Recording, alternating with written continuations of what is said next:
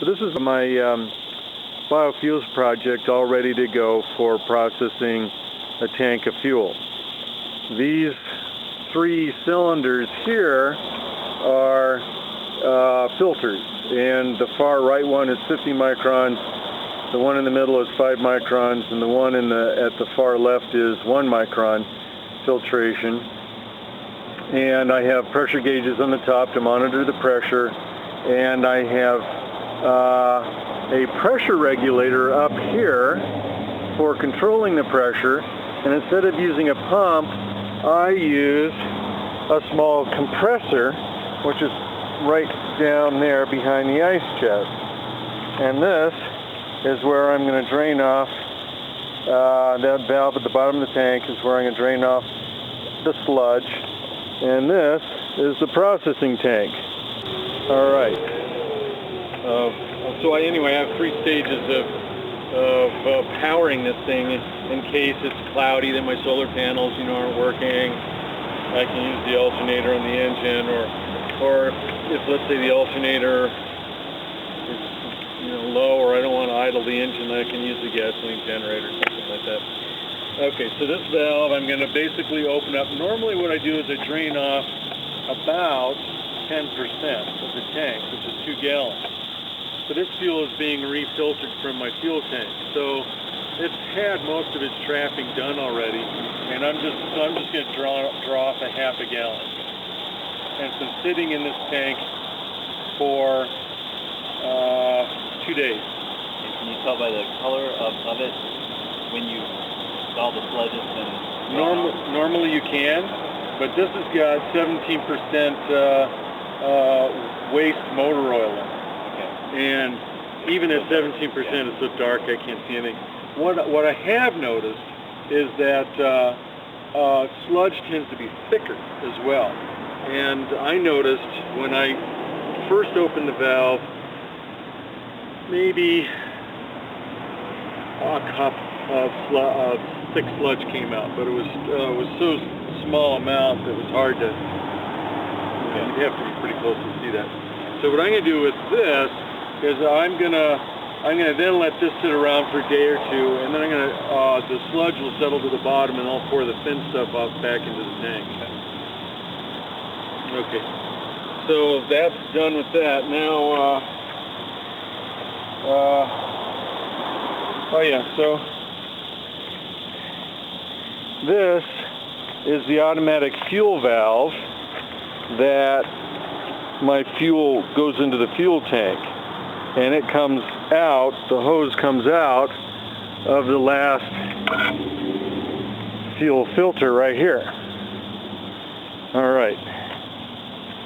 So now, what I'm going to do is I'm going to arrange, there we go,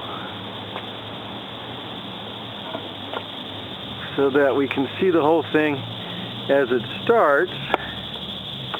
Okay. So how I get the thing rolling is I have another valve here that opens up the tank to my filtration process. And in fact, I forgot to show, maybe I'll show the viewing public, that I have 2 Y traps right here. This is 40 mesh and this is 80 mesh. And they're the first step out.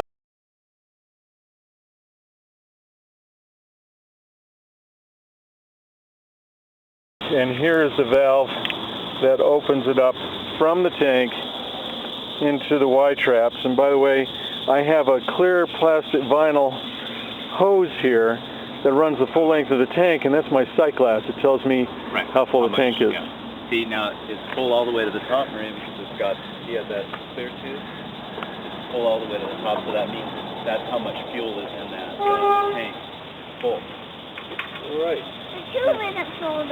And I leave the really important valves, I leave the handle off. Okay. Just in case somebody decided they were going to be a vandal and go, oh, I wonder what happens if I open this valve. And I'd hate to see 20 gallons of oil end up on the table. All right. So now I'm going to open. I have not started the pump. Oh, before I start the pump, I need to close two valves. This valve goes to the transfer pump, and this valve goes to the vent.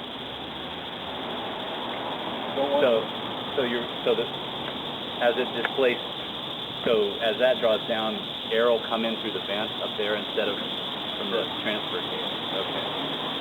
Right. Okay. And so, I can pressurize it. That cap is a vented cap. Right. So it doesn't allow the pressure to build up in there. Right. Since I'm using gasoline, I thought, it's safer if I actually have a vented cap like a fuel cap. Okay, so now I'm going to open the valve to my Y track. Okay, so what I'm going to do now is I'm going to get the air pump going. And the air pump is run off of a deep-cycle marine battery. It's okay. And I have an inverter here, and so I just switch it on. Back this little air pump going. And then I have a pressure gauge in which I monitor. I don't want the pressure to go up any more than a couple psi. There we go. And it's coming through the filters. No, it's okay. It's okay. There we go. It's coming through the filters.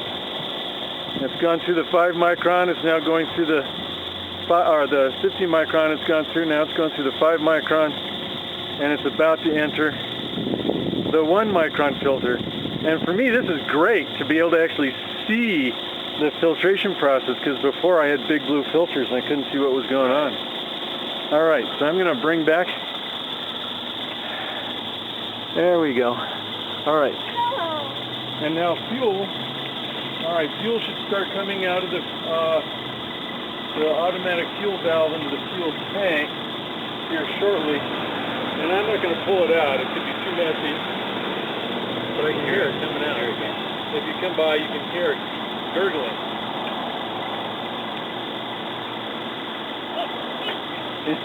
You're right. It does stink. And I like to process at low pressure because, and I like the idea of using a compressor for my pump because it reduces the turbulence. So, whereas normally with a pump like a centrifugal pump, it's churning and it's churning up the fluid, and I don't want that. I don't want to disturb the fluid because we can see the tank now is we've gone through a quarter of the tank of fuel. So do you understand, Marie? That means it's like right here. Yeah. And put it down. That's to see how much fuel there is in the tank. And we're processing at maybe 2 psi. Okay. Now these filter cartridges can handle a 20 psi pressure drop across them. Right. So I can take the pressure up to 20 if I want to. So when you have to do that, that says that the filter is plugging up. So then, that would be your indication of when the filter needs to be replaced, or when you're having to apply too much pressure? That would be normally the case, but since I back flush my filters with these valves and stuff, then that just says, okay, it's time to back flush. Oh, I can see it now. Okay. It's down to here. Okay. Can you see that? Yeah. No. So we now have, we've done 75% of this whole thing, which is 15 gallons, and we have 5 more gallons to go. And one small leak is not bad on a system that completely replumbed. so I feel pretty good about only one leak. Yeah. That's great. And we're only at 2 psi, so it's not dangerous or anything. Yeah, right. And all this equipment is designed for 100 psi pressure. Right. It looks very sturdy. It's meant for the house. Right. For municipal pressure. We're still down there. Now this is new too because I didn't have as large a jump between my filters as I do now. So I'm not sure whether, we may get to the... Well, it's still moving. We only have like 3 gallons to go. So it's working good. That's another thing. I wasn't sure whether I've got a 5 micron size of 5 difference between the these two, and I used to only have, well, actually I had about 5 when I went from 20 to 5 microns. That was 5. But between these two, there's 10. Okay. A factor of 10, so I was a little concerned about that. It's almost at the bottom there. It looks like. Oh, you can see it. Oh, yeah, you're right. It's down to the seam here. Yeah, so it's only about 1 gallon to go. And so what did you say? Your injectors? Is that what was getting plugged? You're right. What's been happening is my injectors have been coking up. Yeah. From various reasons. In the last batch of fuel, I had acetone at about 1%, I think it was, and that dissolves the filters. These filters are supposed to handle that. So you're basically, this is the last step, and then you can fire up your engine. Theoretically, I can fire up the engine. That's right, on this stuff. But what I'm going to do is, because the tank is completely empty, because I emptied it yesterday and scrubbed it out, I'm going to not move the van, and I've got 27 gallons of fuel over here in fuel cans. I'm going to put them into the tank and let it sit overnight, and then process the last 10 gallons into the tank, and then I'll be ready to roll. Okay. That's it. I just saw it drop all the way out. Oh, you did? Yeah. All right. So I'm just going to leave it going a little longer until I actually hear air. Normally there will be gurgling, and I kind of expect that I'm going to see bubbles. Okay. Although it's completely black. These clear. Oh, there we go. See how look at this. I'm just going to let it go. So it's going to push the fuel apparently out of the filter. I love it. But if there's any residue in the bottom of that, is that going to get forced into the secondary filter? No, because it has to go through the membrane. Okay. So it should just sit there. That's what I figured what would happen. It get to a certain level and then. Cool. Oh, I love it. I had no idea this was going to happen until I got a But clear it's not going to filter. come to the same level. That's interesting. It's kind of a step. Yeah, it is. You're right. So it's not going to. It doesn't come to the same level as the first one. Right. It's going to stop right. Oh, that was going all the way up. That's funny. Why? Oh, maybe because this one's got a leak. Oh, right. It's got a leak, so there's... This one's even going lower. Or maybe it's the amount of sediment that's being caught. Anyway, so we should know that It's actually going up a little bit now. Yeah, we have air now. So I can just turn that off. Awesome. That's it. Cool. Yeah, I'm pretty happy about it. And I can still see through it. As you can see, the filters were white, right, and now they're almost black.